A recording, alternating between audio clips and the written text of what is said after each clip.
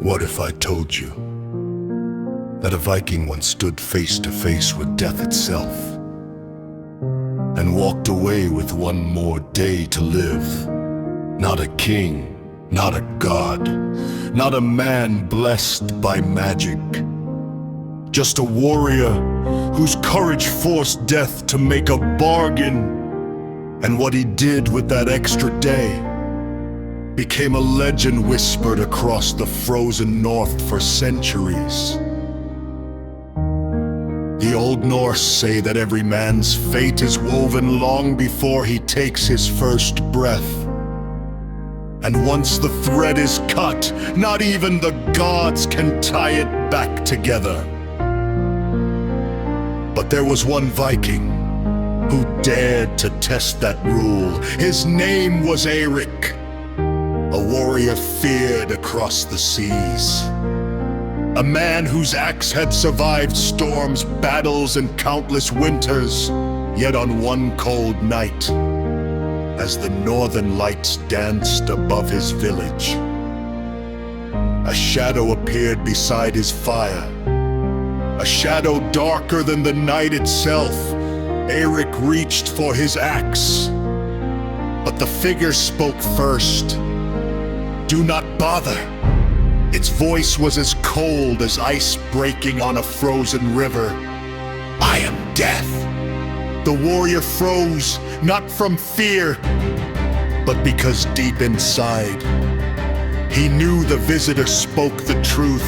Death looked at him and said, "At sunrise, your journey ends." No battle, no sickness, no warning, just a simple truth. The sun would rise, and Eirik would die. Most men would have begged, others would have run, some would have cursed the gods, but Eirik did none of those things. Instead, he stared into death's eyes and asked a single question. "Will you give me one more day?" Death laughed, a sound so hollow it seemed to drain the warmth from the room. "No man bargains with me." But Eirik stood firm.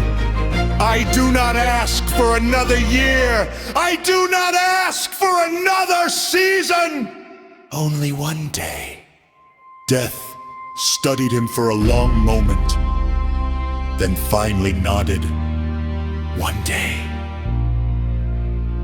When the sun sets tomorrow, I will return." And with that, the shadow vanished.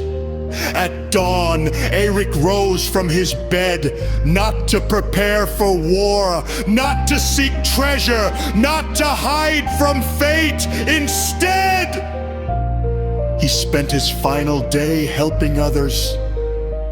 He returned silver he had taken in raids long ago. He freed servants who had worked his lands. He settled feuds between families who had hated each other for generations. He shared food with hungry children. He repaired boats for fishermen. He comforted the elderly. And for the first time in his life, he thought less about glory and more about people. Word spread quickly. The great warrior was acting like a different man, but no one knew why. No one knew the clock was ticking. As the day faded, the village gathered around him. The children laughed. The old smiled. Enemies shook hands. For the first time in years, peace settled over the village. Then the sun began to disappear behind the mountains, and Eirik knew death had come to collect its debt. The shadow appeared once again, silent, patient, unstoppable. Eirik stepped forward. No fear, no regret, no tears. I am ready. Death looked around at the repaired homes, at the reunited families, at the children eating warm meals, at the smiles that had replaced anger. Then Death asked, "Why did you spend your last day this way?" Eirik answered, "Because I finally understood something. A man's greatest victory is not what he takes. It is what he leaves behind." For a long moment, Death said nothing. Then something impossible happened. The shadow stepped aside. "You may keep your life!" Eirik stared in disbelief. "Why?" Death replied, "Because in one day, you accomplished more than many men do in a lifetime."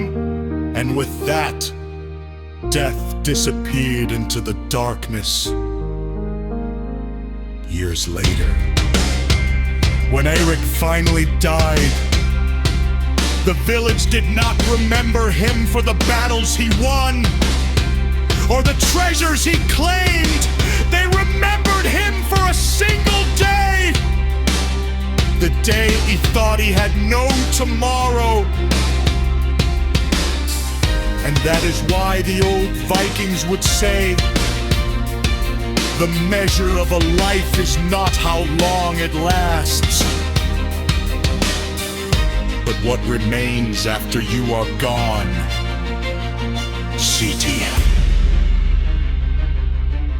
Now tell me, if Death gave you one extra day, what would you do with it?